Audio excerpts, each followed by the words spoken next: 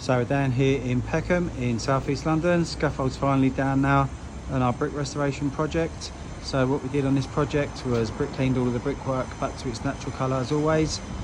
Used to look like this house next door.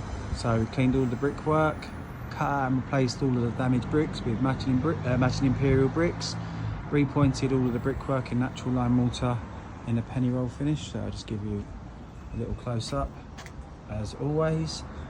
Put a new plinth on the base of the property with some nice new period air vents.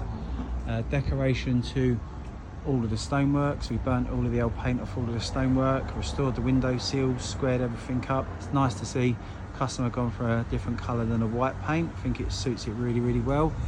We've also done new fascia board and guttering on the top here with a new downpipe coming down there as well.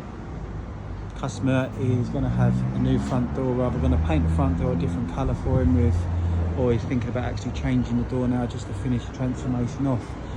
So this has come out really well. Customer's really happy with how everything went, nice and smooth as always.